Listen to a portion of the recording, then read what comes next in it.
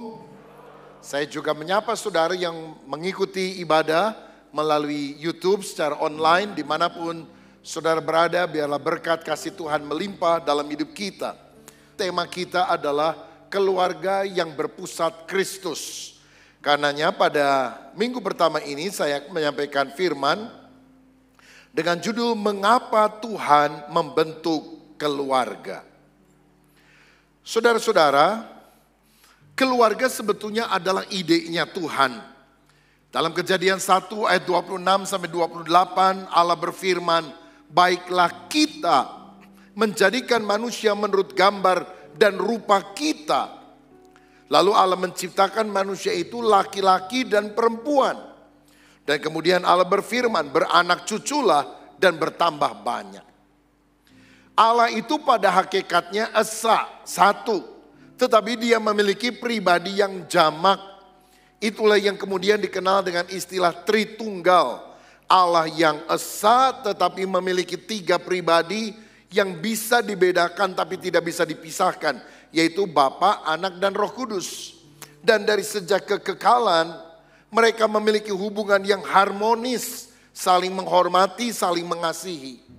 Nah, hubungan yang sangat indah ini ingin ditransfer ke bumi melalui satu lembaga yang namanya family, keluarga.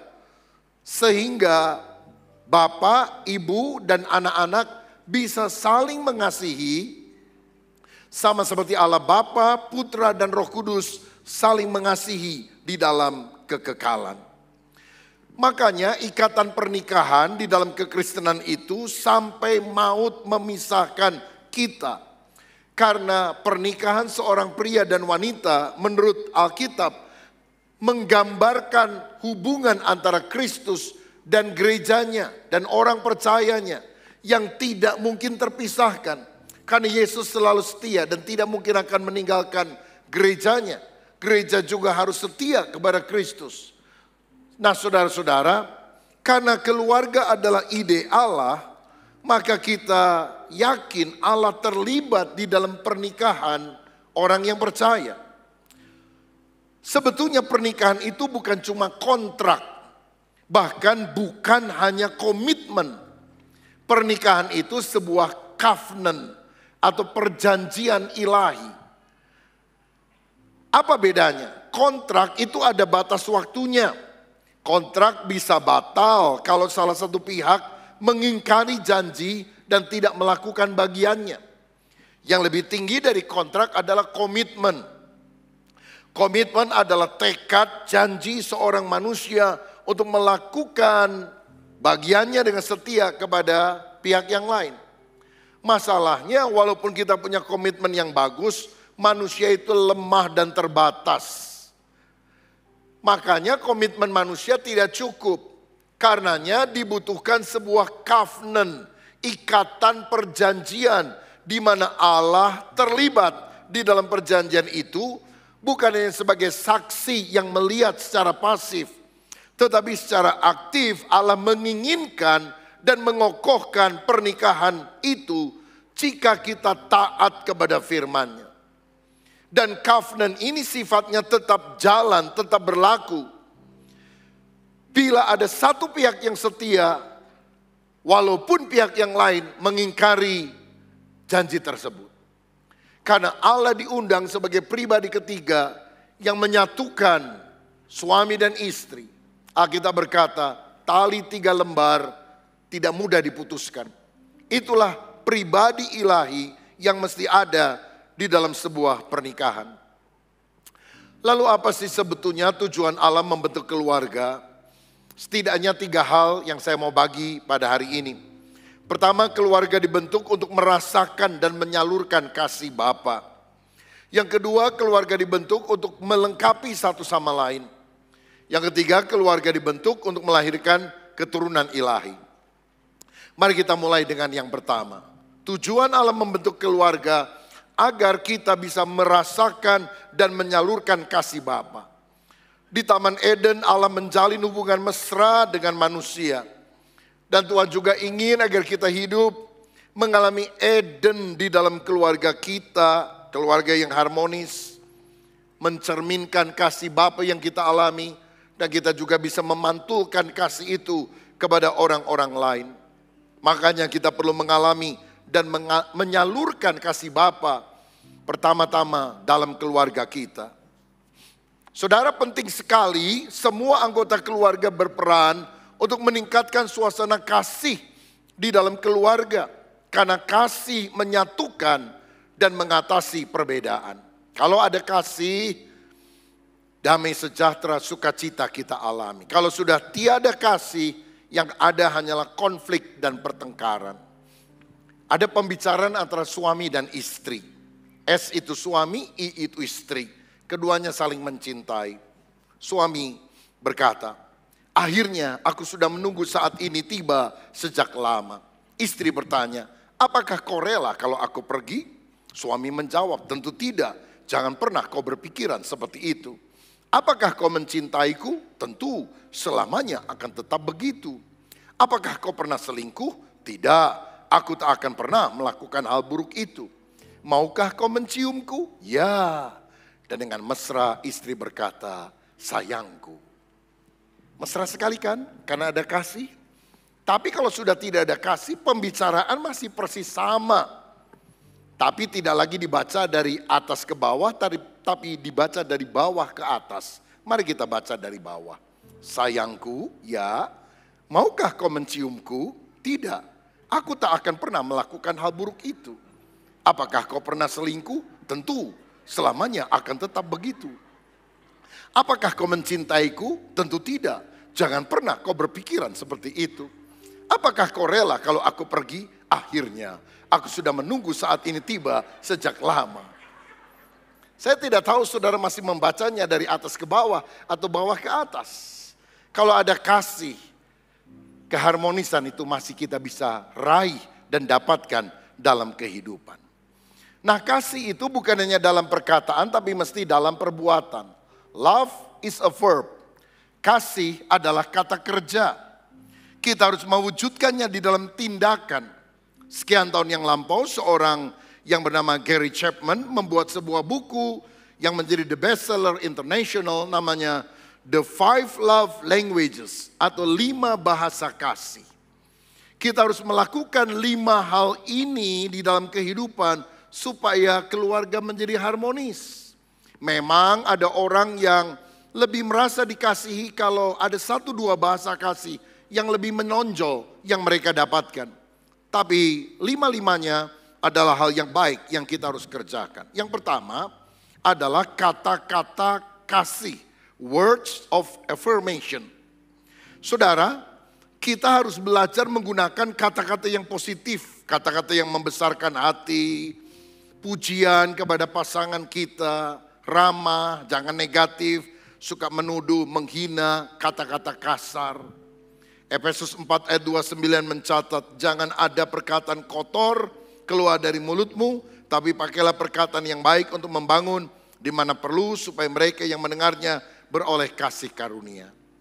Kalau udah jadi orang Kristen, kata-kata anjing, babi, monyet sudah tidak boleh keluar.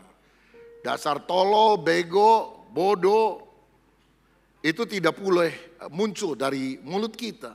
Bahkan ketika kita marah pun kita harus tetap bisa mengontrol perkataan kita supaya tidak melukai orang, supaya tidak menyakiti dan menimbulkan penyesalan di kemudian hari. Sebaliknya kita harus berkata-kata dengan mesra.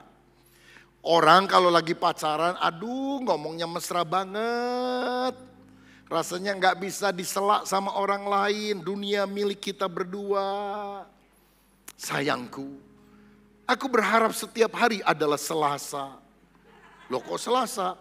Selasa di Solga baleng kamu.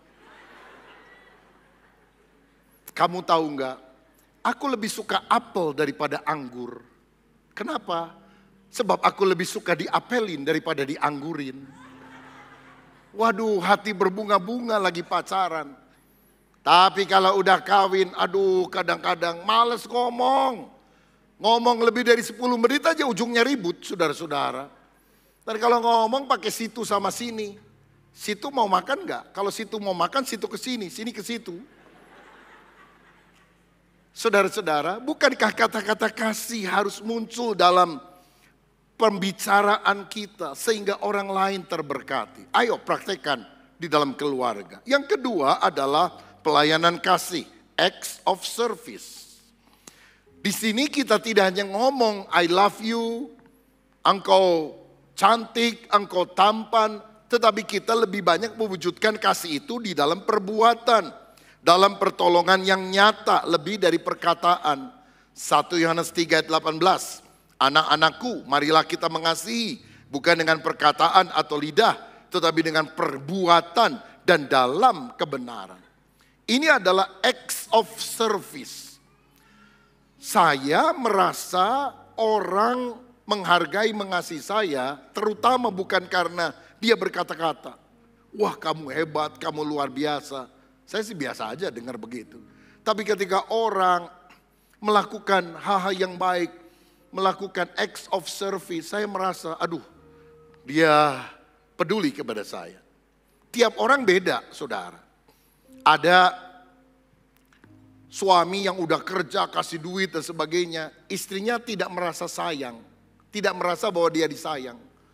Sampai suaminya bingung, kenapa kamu tidak merasa saya sayangi? Saya kerja buat kamu, uang buat kamu, semua buat kamu. Kamu udah lama gak ngomong I love you sama saya. Nah berarti wanita ini lebih merasa dikasihi bukan karena acts of service, pelayanan kasih.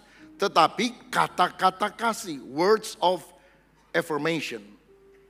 Mari kita belajar mengerti apa bahasa kasih dari setiap orang. Kalau pelayanan kasih menunjukkan kasih di dalam perbuatan. Kalau misalnya saudara ada di rumah, lalu ada seorang datang ke depan rumahmu, gemeter dia bilang, Pak, Bu, tolong saya udah 3 hari tidak makan, saya kelaparan, belilah saya makan. Apa yang saudara harus lakukan? Masuk ke dalam kamar, bawa Alkitab paling besar, dan kemudian kita buka, Alkitab berkata manusia tidak hidup dari roti saja, tapi dari setiap kebenaran yang keluar dari mulut Allah. Percayalah kepada Yesus sang roti hidup, percayalah kepada Yesus sang air kehidupan. Blek, pingsan tuh orang, saudara. Karena khotbah kita yang paling bagus adalah, mari silahkan masuk, makan semua yang ada di meja makan, kecuali sendok, piring, dan garpunya. Inilah pelayanan kasih, persedikit kata-kata, perbanyak perbuatan nyata, karena itu lebih berdampak dalam kehidupan. Yesus pernah mengambil contoh seorang Samaria yang murah hati. Karena ketika ada orang yang hampir mati, dirampok di pinggir jalan, imam lewat, orang Farisi lewat, saudara, ahli Taurat, orang agamawi lewat. Enggak menolong, tapi orang Samaria yang dianggap rendah, memberikan pertolongan, membawanya ke rumah penginapan, membayar biayanya. Bukankah ini berbicara lebih nyata? Makanya di dalam keluarga kita juga perlu menyatakan kasih dengan cara-cara praktis. Masak buat keluarga. Kalau istri terlalu capek, pembantu tidak ada, suami dan anak membantu membersihkan rumah. Atau ada orang yang mau mengantarkan barang. Nih mama, habis masak ya, tolong anterin ya ke adik mama ya. Rumahnya kan deket sini. Ini sambil titip nih, ada barang yang kamu harus bawa. Maka anak atau suami harus rela mengantar. Atau menjemput anak yang masih kecil karena dia sekolah. Ini adalah pertolongan-pertolongan praktis. Bukan hanya bilang I love you, I love you. Tapi nggak ngapa-ngapain, saudara. Kita harus melakukan sebuah tindakan. Itu yang membuat orang lain merasa dia dikasihi karena dia dibantu waktu dia lagi sulit, saudara. Yang ketiga adalah pemberian kasih, receiving gifts. Ada orang yang merasa dikasihi ketika dia menerima sesuatu hadiah. Diberi hadiah, diberi oleh-oleh, diberi uang, atau diajak liburan ke sebuah hotel yang bagus. Oh, dia merasa dikasihi, itu adalah momentum spesial di dalam kehidupannya. Makanya kita juga harus belajar bukan bermewah-mewah, tetapi kalau kita ada sedikit berkat, beri sesuatu kepada keluarga kita. Suami pulang dari tempat pekerjaan, bawa oleh-oleh untuk istrimu. Saudara mungkin tahu kesukaannya adalah gado-gado. Mampirlah di penjual gado-gado favoritnya. Mungkin saudara nggak suka gado-gado, ya nggak apa-apa. Beli satu bungkus saja, serahkan kepada istrimu. Sayang, gado-gado nih, kan kamu suka ya. Oh, thank you. Dia merasa dikasihi karena apa? Pemberian saudara. Yang kecil, tapi menyentuh. Nggak usah yang gede-gede. Nih mah, aku pulang ke rumah, aku belikan yang besar. Kaleng kerupuk. Ya buat apa saudara sekalian?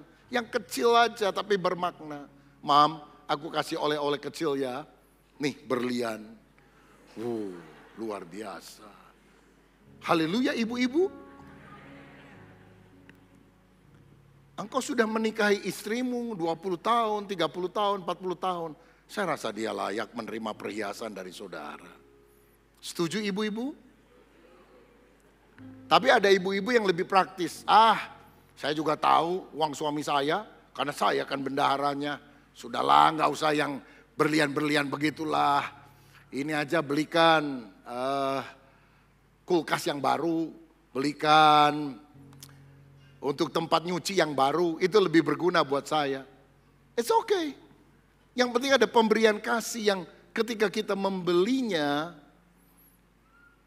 keluarga kita merasa bahwa dia dikasihi.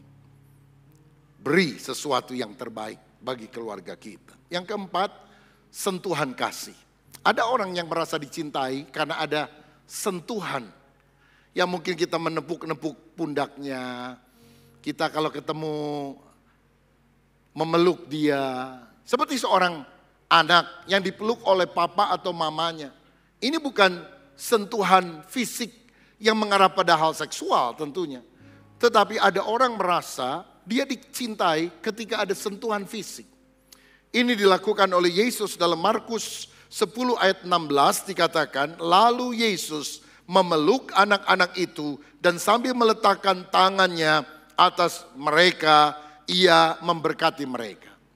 Dari mana anak-anak tahu bahwa Yesus sangat peduli kepada mereka? Karena Yesus menumpangkan tangan dan memberkati anak-anak itu.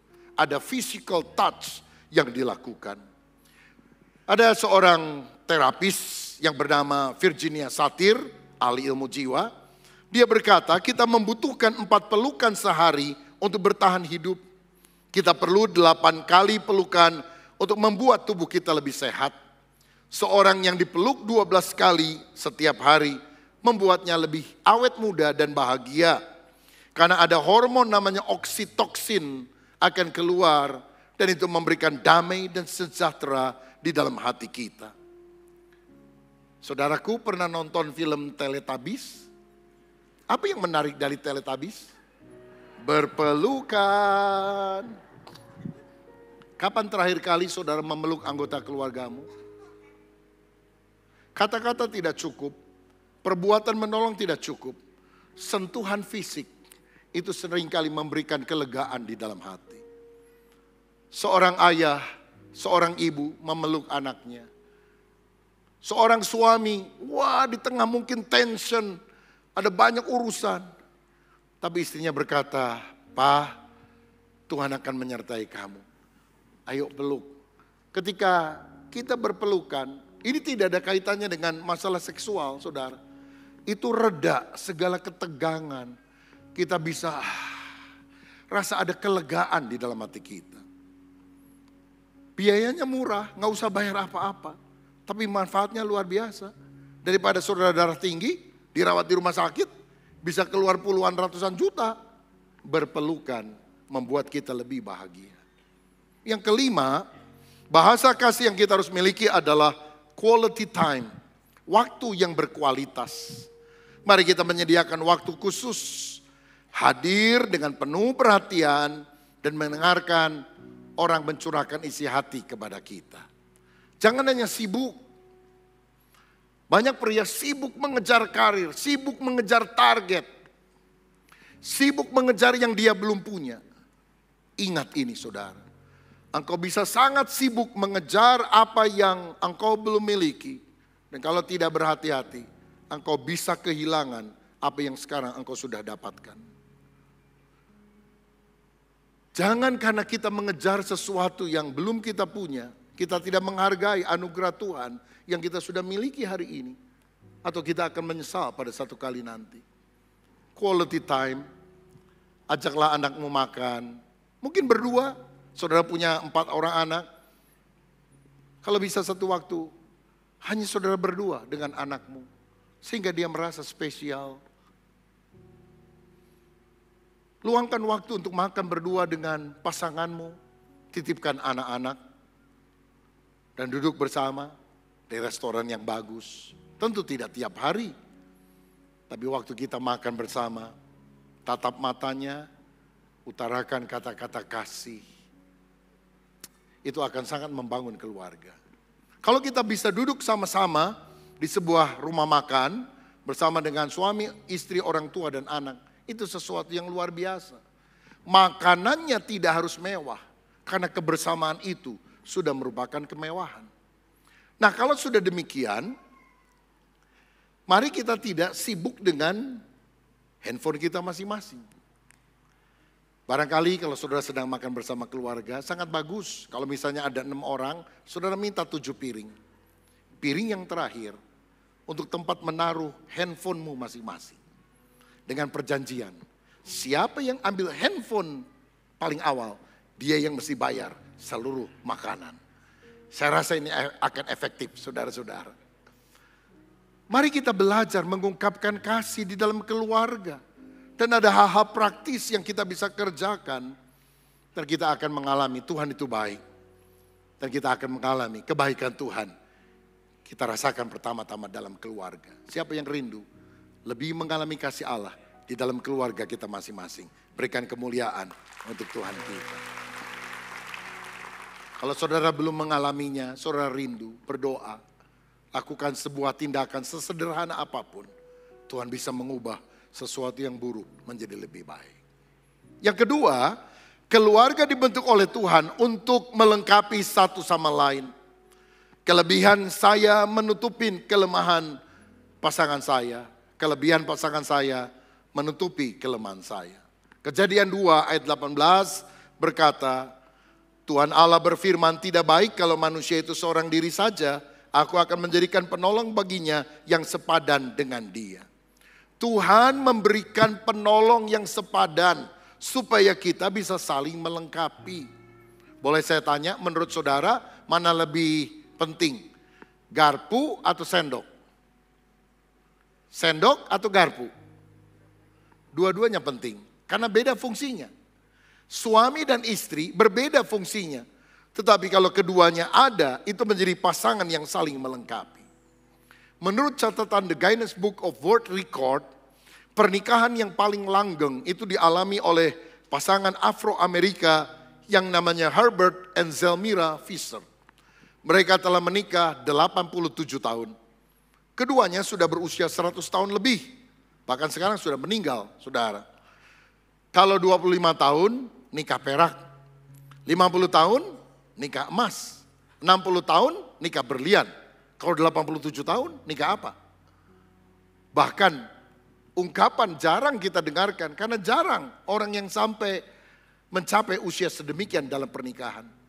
Saya bersyukur minggu yang lalu papa dan mama saya merayakan wedding anniversary yang ke-60. Itu sebuah kebahagiaan bagi kami. Mereka panjang umur dan mereka tidak pernah bercerai. Mereka mencontohkan sebuah keluarga yang hidup rukun sampai kami dewasa, sampai saya sudah punya cucu. Itu adalah sesuatu yang tidak bisa dinilai dengan uang berapapun. Pertahankan pernikahan kita. Orang bisa salah, orang bisa marah. Hubungan itu bisa pasang surut, saudara. Tapi tetap pertahankan sampai langkah yang terakhir. Karena itu warisan yang sangat berharga dalam kehidupan kita. Saudara-saudara, kenapa Herbert dan Zelmira Fisher bisa menikah begitu panjang?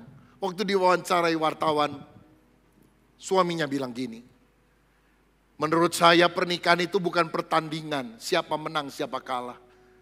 Tetapi pernikahan adalah untuk saling melengkapi satu dengan yang lain. Betapa benar apa yang dia ucapkan. Dan istrinya berkata, kami punya sebuah ritual kecil yang kami lakukan berpuluh-puluh tahun. Kalau kami bangun, suami saya mendoakan saya dan saya mendoakan dia. Doanya tidak lama, tidak panjang, tapi saling mendoakan. Dan itulah yang mengokohkan keluarga kami. Kalau Tuhan dilibatkan dalam hidup pernikahanmu, kalau tiap hari engkau belajar berdoa bersama, itu ada pribadi ketiga yang hadir. Tali 3 lembar tidak mudah untuk diputuskan. Maukah kita melengkapi satu dengan yang lain? Kalau saudara lihat ada kelemahan di dalam pasanganmu, justru Tuhan melihat, Tuhan memberikan engkau mata yang melihat, hati yang mengerti, untuk engkau menutupi kelemahannya. Bukan untuk menyalah-nyalahkan dia. Justru saudara ditempatkan Tuhan di sisinya untuk melengkapi sisi mana yang dia kurang. Kalau boleh saya ibaratkan, pria dan wanita itu seperti 2 keping puzzle. Tidak sama, tapi saling melengkapi. Puzzle itu biasanya bentuknya, ukurannya berbeda-beda. Tapi kalau direkatkan, itu jadi nyambung, jadi klop, menutupi semua celah yang ada. Begitu juga pasangan suami istri. Saudara, apa sih bedanya pria dan wanita? Saya ingin kasih beberapa perbedaan mendasar pada mayoritas pria dan mayoritas wanita. Tentu ada perkecualian, tapi biasanya seperti ini. Yang pertama, wanita adalah makhluk yang sangat menekankan perasaan, sedangkan pria adalah makhluk yang sangat menekankan pikiran. Wanita feeling, pria thinking. Karena wanita adalah makhluk yang lebih banyak menggunakan otak kanannya, sehingga dia tahu sesuatu karena intuisi, karena firasat di dalam hati. Pria adalah orang yang mengutamakan otak kirinya. Dia tahu karena analisa. Satu otak kanan, satu otak kiri. Kalau berantem gak pakai otak, saudara-saudara. Makanya kita harus saling melengkapi antara otak kanan dan otak kiri ini. Ini bagaikan gelombang AM dan FM dalam sebuah radio. Selalu ada, tapi gak pernah ketemu. Tapi saling melengkapi satu dengan yang lain. Saya ambil contoh. Saudara punya toko kecil, ingin merekrut seorang karyawan tambahan, karena tokomu tambah rame. Orangnya disuruh kasih surat lamaran, kurikulum vitae, pendidikan di mana, pengalaman kerja apa. Waktu orangnya datang, suami mulai nanya, dia lihat kurikulum vitae-nya, boleh juga nih kelihatannya. Pendidikannya sarjana, dia pernah pengalaman di beberapa perusahaan, oh bagus juga nih. Istrinya juga lihat, lalu keduanya kemudian bilang, sebentar ya, kami runding dulu di dalam ya. Gimana kata suaminya, kita rekrut dia? Istrinya bilang, kalau saya sih terus terang kurang srek. Maksud kurang srek gimana? Ya itu kurang srek. Bisa kasih penjelasan lebih objektif? Aku gak bisa jelasinnya, pokoknya kurang srek. Jengkel suaminya, kamu ini gak objektif. Ya terserah kamu dah, kata istrinya. Ah pokoknya diterima, bagus kok dia. Kamu serak aja. Diterima, 3 bulan kemudian percobaan kerja. Suaminya bilang, bener, aku juga sekarang kurang serak. Lah apa aku bilang? Kan aku dari awal sudah bilang kurang serak. Saudara, itulah perbedaan otak kanan dan otak kiri. Satu menekankan perasaan, feeling, satu menekankan pikiran, thinking. Kalau jalan sama-sama, ini akan menjadi sebuah hal yang bagus yang saling melengkapi. Tim yang saling melengkapi satu dengan yang lain. Kedua, wanita lebih menekankan hubungan, sedangkan pria lebih menekankan pekerjaan, saudara. Wanita itu akan rasa kurang bahagia kalau terlalu sibuk. Karena dia senang ngobrol-ngobrol, ngopi, atau ngeteh sama teman-temannya, ketawa-ketawa. Bagi seorang pria itu buang waktu. Aku harus kerja. Aku kalau ngobrol tujuannya untuk bisa mengembangkan produktivitas daripada pekerjaanku. Jadi pikirannya cuma kerja, yang diomongin kerja. Hasil-hasil yang didapat. Nah bukankah kita harus saling melengkapi satu dengan yang lain. Hidup bukan cuma sekedar kerja, tapi di sisi lain hidup jangan cuma ngobrol-ngobrol doang, gak efektif juga. Yang ketiga, perbedaan pria dan wanita. Wanita itu lebih menyukai proses, sedangkan pria ingin segera mencapai sasaran. Wanita itu menikmati prosesnya. Jadi begini saudara, kalau misalnya seorang pria ingin pergi ke sebuah tempat, maka dia lebih rela menancap gas supaya bisa lebih cepat 5 menit datang ke tempat tersebut. Daripada dia lebih santai-santai di jalan, menikmati pemandangan yang ada. Itu tidak terlalu membuat dia berkesan. Saya mau bilang ya, biasanya pada umumnya kalau kita pergi ke satu tempat, naik kereta api, naik mobil, naik bus, kita suka tidur di tengah perjalanan, begitu sampai baru bangun, melek, supaya kita punya energi untuk melakukan aktivitas kita. Tapi kalau saudara satu kali berkesempatan ke Switzerland, apalagi naik kereta api yang panoramik itu saudara, jangan tidur di tengah jalan. Karena justru keindahan negara Swiss itu, di panjang perjalanan kita lihat kiri kanan, bagus sekali ciptaan Tuhan. Artinya apa? Keberhasilan, kebahagiaan seringkali bukan sebuah tujuan, tapi sebuah proses yang harus kita nikmati di tengah jalan. Nah, pria kadang-kadang ingin ngebut, wanita menikmati prosesnya. Contoh, kalau laki-laki mau pergi ke mall, sudah ada sasarannya. Saya mau beli baju merek Anu, ukuran nomor 16, warna biru. Dia langsung ke mall itu menuju sasaran itu. Ya bisa lihat kiri kanan sebentar lah, tapi nggak lama-lama karena dia tahu sasarannya. Sudah beli, udah. Dia pengen pulang. Ayo mam, pulang yuk. Sasaran sudah tercapai, mau apa lagi? Istri beda. Kamu mau beli apa? Belum ada pikiran tuh, lihat aja, lihat-lihat.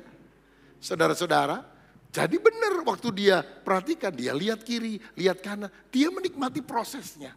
Aduh bagus ya, aduh baru ya. Wah, dan biasanya membeli karena intuitif. Bagus, dibeli tanpa terasa. 3 kantong kresek di tangan kiri, 5 kantong kresek di tangan kanan. Bisa berjalan dari terbit matahari sampai tenggelamnya. Berjalan tidak lelah, berlari tidak lemah. Karena ada kekuatan seperti pada burung Raja Wali. Itulah seorang wanita, saudara-saudara, yang menikmati prosesnya. Bukan ingin segera mencapai sasaran. Yang keempat, wanita itu biasanya lebih perhatian lebih ingat masa lalu. Sedangkan pria lebih fokus pada masa depan. Wanita suka ingat masa lalu, punya memori yang kuat, pengalaman-pengalaman masa lalu. Pria agak sulit ingat kepada hal-hal yang sudah 5 tahun, 10 tahun yang lalu. Dan bagi wanita ini ada bahayanya. Kalau engkau suka mengingat masa lalu dan engkau ada kepahitan dalam hati, kadang-kadang lebih lama untuk melupakannya. Saya ingat ya, dia kurang ajar sama saya. 10 tahun yang lalu, lagi hujan gerimis, dia berdiri di depan pintu rumahnya. Pintunya terbuka warna biru. Dia pakai daster warna merah. Dia pakai sendal jepit, kiri warna kuning, kanan warna biru. Dia maki-maki saya, dia ngomong gini. Suaminya bilang, kapan ya? Kamu kan ada di samping saya. Lupa saya. Ada bagusnya. Pria itu suka melupakan. Dia cepat melupakan masa lalu. Tapi kadang-kadang mesin lupanya bekerja terlalu baik. Sehingga dia lupa hari ulang tahun istrinya. Lebih parah, kalau dia lupa dia sudah beristri. Itu lebih gawat saudara sekalian. Tapi mari kita bisa saling melengkapi satu dengan yang lain. Karena itulah keunikan, perbedaan daripada pria dan wanita. Makanya kita harus belajar memahami kebutuhan pasangan. Filipi 2 ayat 4. Janganlah tiap-tiap orang hanya memperhatikan kepentingannya sendiri, tetapi kepentingan orang lain juga. Sekarang saya akan jelaskan secara ringkas apa sih kebutuhan wanita. Ini penting bagi yang sudah menikah, juga bagi yang belum menikah. Saya sebut dengan 4K, saudara. Kebutuhan wanita yang pertama adalah kasih. Efesus 5 ayat 25 berkata demikian. Hai suami, kasihilah istrimu sebagaimana Kristus telah mengasihi jemaat dan telah menyerahkan dirinya baginya. Istri itu butuh kasih sayang. Butuh kata-kata yang lembut, tidak kasar, jangan ada KDRT, kekerasan dalam rumah tangga. Dia membutuhkan pujian, dia membutuhkan penghargaan. Dia akan sangat senang kalau orang di dalam rumah bisa mengekspresikan kasih kepada dia. Kebutuhan wanita kedua adalah komunikasi. Dan kita harus belajar berkomunikasi secara terbuka. Bagi pria kadang-kadang komunikasi itu agak sulit dilakukan terutama setelah menikah.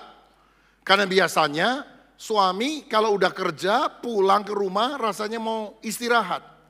Tapi mungkin istri ada di rumah mengurus pekerjaan domestik di rumah dan dia ingin berbicara dengan suaminya.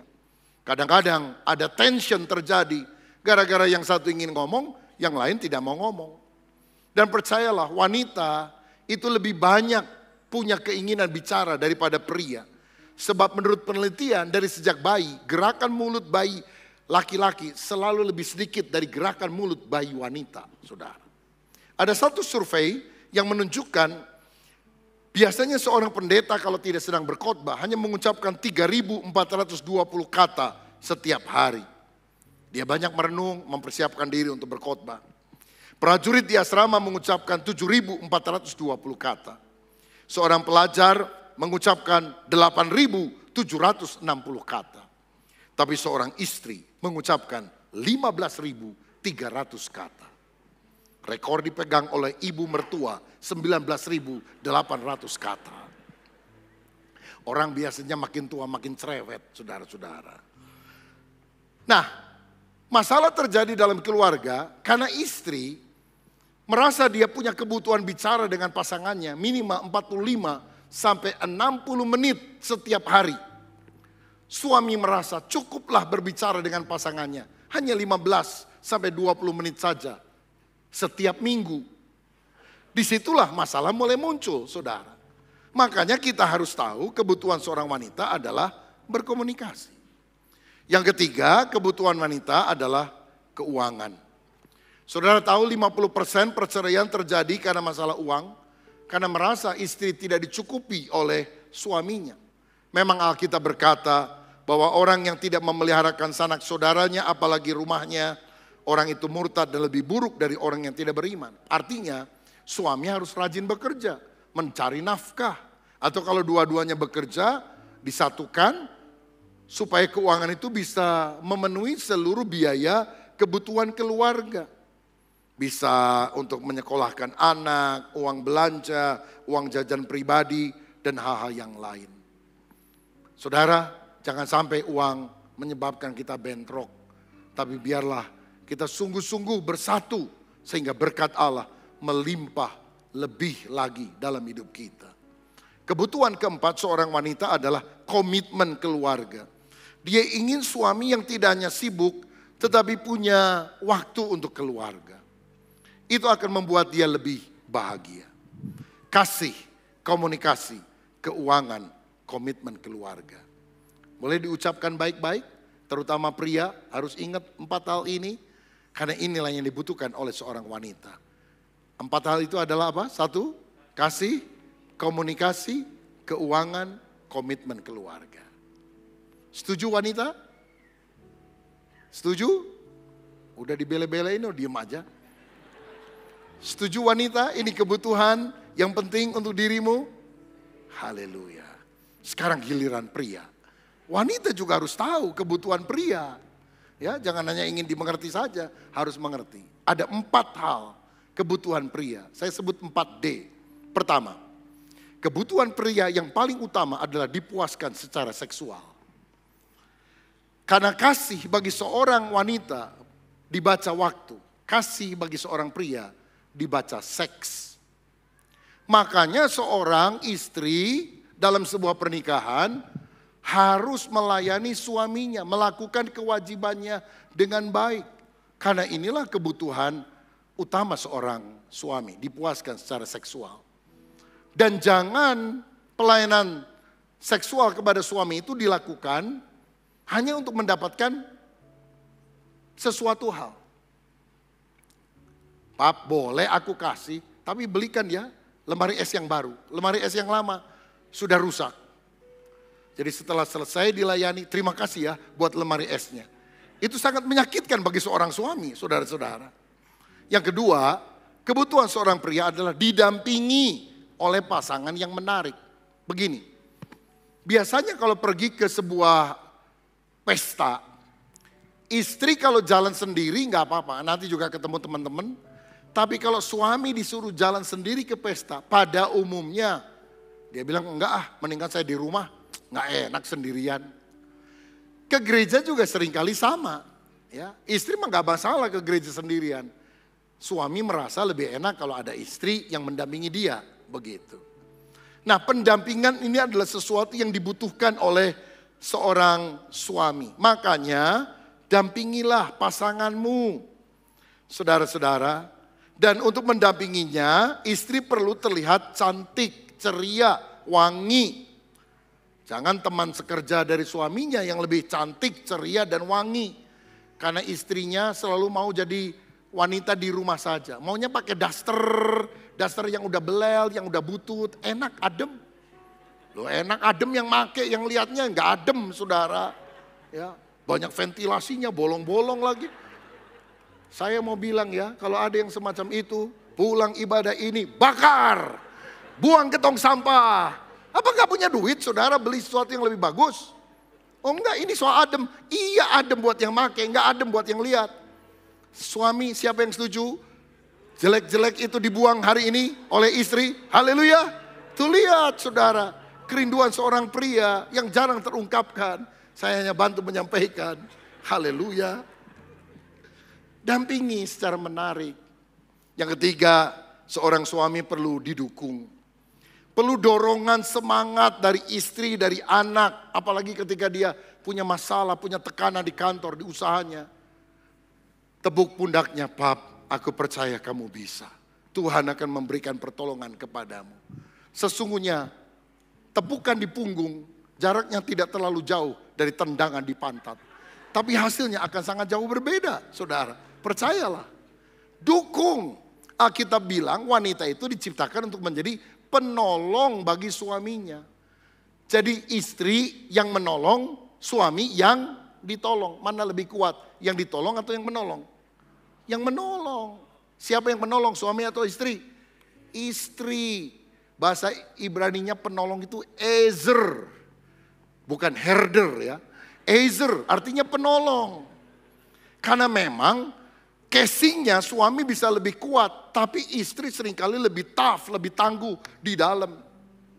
Saudara, wanita kan, pria kan diciptakan dari apa? Debu tanah. Wanita diciptakan dari apa? Tulang. Mana lebih kuat, tulang sama debu tanah? Tulang lebih kuat. Tes saja kalau jalan di mall, siapa yang lebih kuat?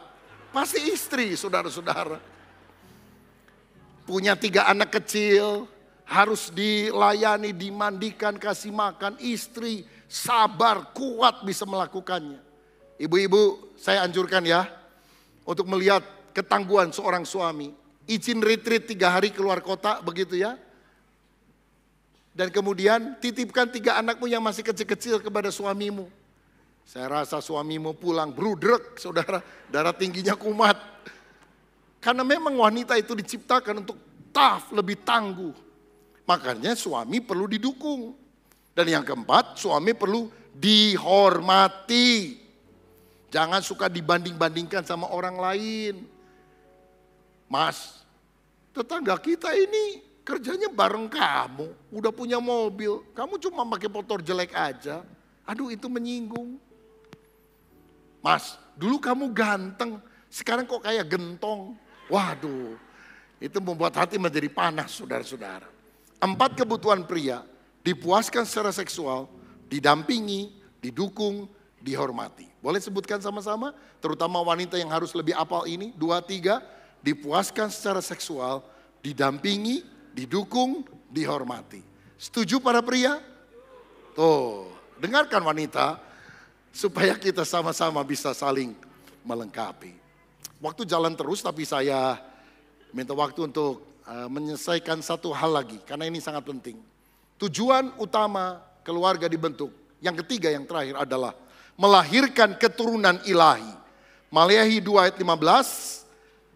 Bukankah Allah yang esa menjadikan mereka daging dan roh, dan apakah yang dikehendaki kesatuan itu? Keturunan ilahi. Jadi melalui pernikahan kita dihasilkan keturunan yang hidup takut akan Tuhan. Makanya kita harus belajar memenuhi kebutuhan anak dan membimbing mereka untuk hidup takut akan Tuhan. Didiklah mereka dalam ajaran dan nasihat Tuhan, agar mereka cinta Tuhan dan punya karakter ilahi. Dengan demikian anak juga akan hormat kepada orang tuanya. Tahukah saudara, keluarga yang disfungsional akan menyebabkan gambaran kasih Bapa Sorgawi menjadi kabur atau rusak. Bukankah Allah disebut Bapa untuk menyatakan dia Allah yang penuh dengan kasih. Dan kasih itu pertama-tama harus dirasakan dalam keluarga. Tapi kalau bapaknya bengis, kejam, tidak peduli, bagaimana anak bisa merasakan kasih Bapa?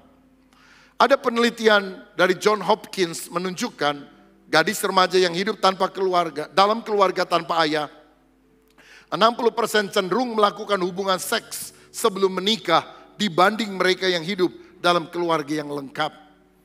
Karena anak gadis kemudian tidak bisa membedakan mana cinta, mana seks. Saudara, betapa pentingnya peranan seorang ayah. Ketiadaan peran bapa akan menimbulkan masalah dalam keluarga dan masyarakat. Ada studi terhadap 39 gadis anoreksia nervosa, yaitu penyakit tidak teratur makan. Ternyata dari 39 gadis itu, 36 orang dari mereka tidak memiliki hubungan yang dekat dengan ayah mereka. Badannya kurus sekali. Karena apa? Ternyata masalahnya masalah di dalam batin. Berikutnya, 70% penghuni panti rehabilitasi kenakalan remaja berasal dari keluarga tanpa bapak. Remaja wanita tanpa bapak kemungkinannya 3 kali lebih banyak melakukan hubungan seksual sebelum berusia 15 tahun. Prediktor utama terjadi kekerasan dan pencurian di masyarakat adalah keluarga tanpa bapak. 85% remaja yang dipenjara berasal dari keluarga tanpa bapak. Next.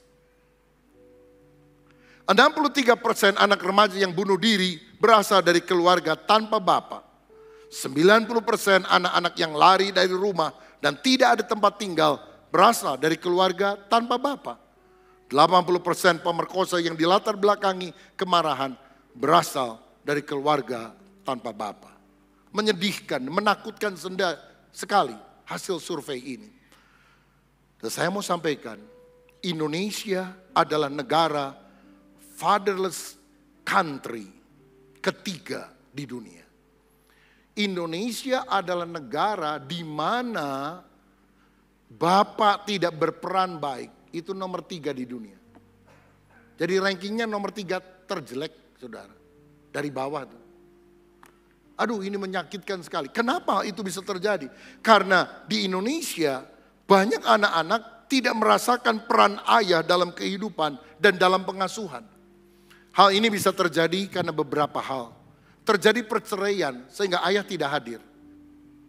Atau tidak terjadi perceraian, ayah karena kemiskinan harus bekerja ke kota besar, keluar kota. Jarang sekali ketemu sama anaknya. Dan siapa yang mendidik? Istri atau nenek mereka yang mendidik di kampungnya. Dan ini banyak sekali di Indonesia seperti itu. Atau ayahnya hadir tapi tidak berperan, tidak berfungsi. Saudara, ini sebuah budaya ya. Kalau suami pulang kerja dan sebagainya, lalu dia ada waktu senggang di rumah, jarang pria berpikir, aduh lumayan nih ada 1 jam senggang, saya mau main sama anak-anak saya mau bawa keluar, saya mau main kelereng, mau main layang-layang, bawa ke alun-alun. Itu gak ada di dalam konsep. Yang ada, aduh lumayan ada 1 jam, saya mau main komputer, saya mau main games, saya mau ke rumah temen, saya mau ngobrol-ngobrol sama yang lain. Sehingga akibatnya tidak ada pemikiran hal itu dilakukan terhadap anak. Tapi ada negara yang kondisinya lebih bagus. Mereka bilang, kalau saya punya waktu, saya akan bawa anak-anak saya untuk pergi keluar rumah. Aku akan bermain bersama dia. Atau setidaknya aku akan ngobrol dengan dia di rumah. Indonesia adalah fatherless country nomor 3 terjelek di dunia. Dan seharusnya Injil yang mengubah kita.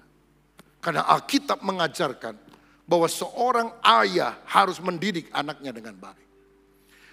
Karena ada satu survei dari Dr. Arman Nicoli bahwa ketidakhadiran bapak secara fisik atau emosional akan mengakibatkan 4 hal ini. Pertama, rendahnya visi dan motivasi untuk mencapai sesuatu. Gak punya gairah untuk mencapai cita-cita. Tidak punya gairah untuk berprestasi di sekolah. Karena dia rasa, papa tidak ngapa-ngapain. Papa tidak bangga kepada saya. Kedua, rendahnya nilai hidup. Dia hanya mengejar kenikmatan sesaat dan mengabaikan akibat negatif dari kenikmatan sesaat yang dia raih sekarang. Ketiga, gambar diri yang rendah. Tidak punya self-esteem yang baik. Dia memandang diri sebagai orang gagal, sebagai sampah masyarakat, sebagai orang yang tidak dicintai. Dan tingginya angka kenakalan karena pengaruh kelompok. Karena kemudian bapak tidak perhatian, dia bergaul dengan geng motor dan hidupnya menjadi rusak. Karenanya kita harus sadar, keluarga sangat berperan. Dan saya mau serukan sekarang, bapak sangat berperan untuk membina keluarga yang sehat. 70% dari anak putus sekolah adalah anak tanpa bapak. Tapi keterlibatan bapak dalam pendidikan anak meningkatkan prestasi si anak itu. Dan ini ada satu hal yang menggembirakan. Keluarga yang tinggal di lingkungan kriminal, namun orang tuanya rukun dan bapak berperan baik. 90% anak dari keluarga itu tidak mengalami kenakalan remaja. Wah, ini dahsyat saudara. Walaupun lingkungannya negatif, kalau ayahnya hidup takut akan Tuhan, kemungkinan anaknya tidak akan tersesat. Makanya saya mengerti sekarang mengapa perintah untuk mendidik anak pertama-tama diberikan Tuhan dalam Ulangan 6 ayat 4-7 bukan kepada istri, tapi kepada suami. Karena suami yang bertanggung jawab dibantu oleh istrinya. Survei lain menunjukkan orang yang punya bapak yang rohani, kemungkinan anaknya jadi anak yang rohani 70%.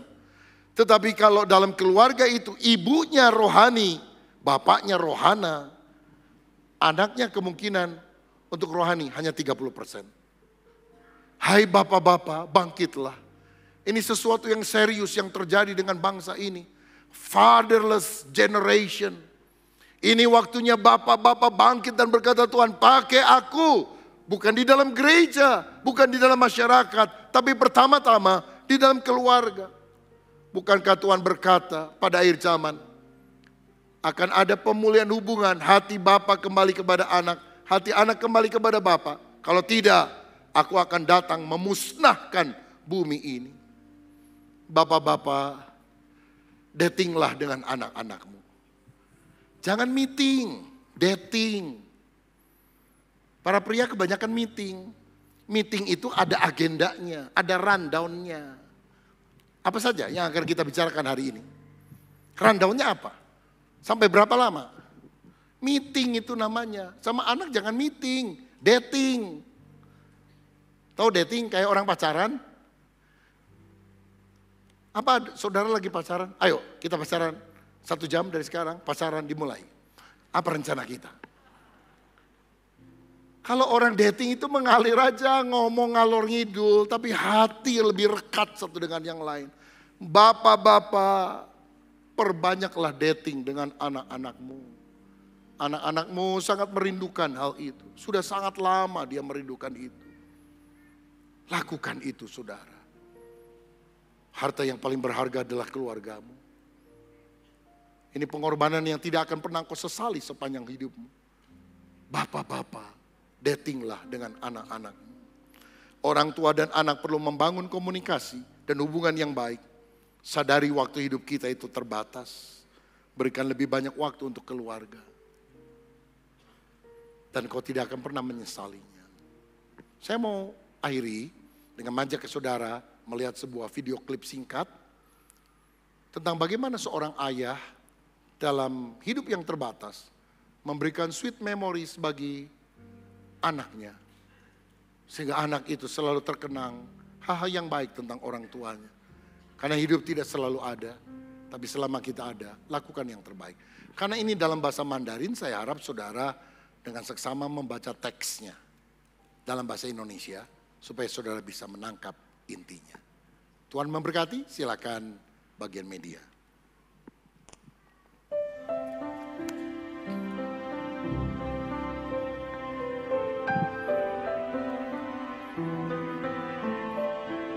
妹妹，爸爸和你玩那么多次捉迷藏，每一次都一下子被你找出来。不过这一次，爸爸决定要躲好久好久。你先不要急着找我，等你吃完10次蛋糕以后，你再问妈妈，爸爸躲在哪里，好不好？爸爸要躲那么久，你一定会很想念爸爸。所以只要你想到爸爸，爸爸就会变魔法出现。爸爸的魔法是趁你睡觉的时候，跑到你的梦里玩游戏。你看着爸爸的照片的时候，爸爸也在偷偷看着你哦。要记得，爸爸一直都陪着你，会看着你长大，会盯着你吃菜。爸爸要拜托你一件事，请你好好照顾妈妈，看你是不是比爸爸以前做得更好。妈妈，你多拿一个碗。爸爸想，我们这一次玩捉迷藏要玩这么久，妈妈有时候看不到爸爸，一定会偷哭，偷哭就是犯规，游戏就算输喽。所以妈妈偷哭，你就要逗她笑，不然游戏输了以后，她一定会哭得更厉害。妹妹，现在游戏要开始喽，要记得，爸爸好爱你，好爱好爱你。爸爸没有离开，只是躲起来，躲在我们家里。妹妹，你准备好了吗？比赛开始了。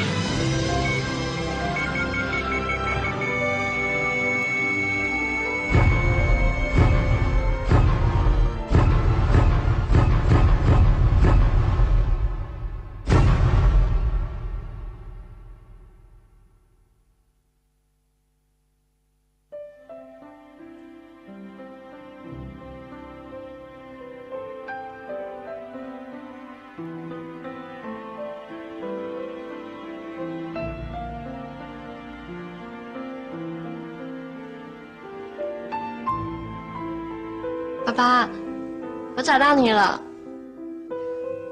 在书房里，在出门前，在照片里，还有儿时的回忆里，在妈妈的思念中找到你，在我身上找到你。爸爸，不管你躲在哪里，我都知道哦。你躲在我和妈妈的回忆里，躲在家里的每一个角落。爸爸，你知道吗？妈咪每次犯规的时候，我都很努力的逗她笑哦。爸爸，你真的好厉害哦！你的魔法让我变得更坚强。我今年考上高中了，成绩也还可以。妈咪在晚上的时候也开始学英文了呢。爸爸，你没有离开。因为你的爱一直都在这里。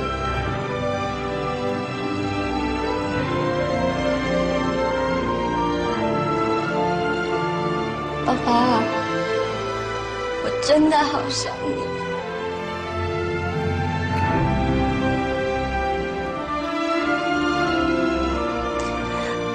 比赛结束了，爸，我赢了耶！现在，我是不是可以哭了呢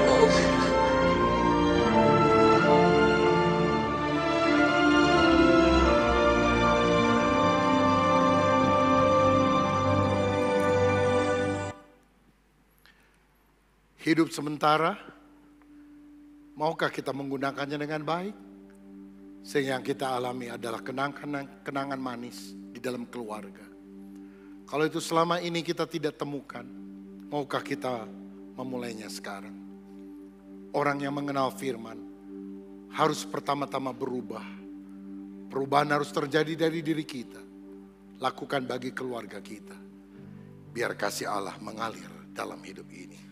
Tuhan Yesus memberkati. Amin.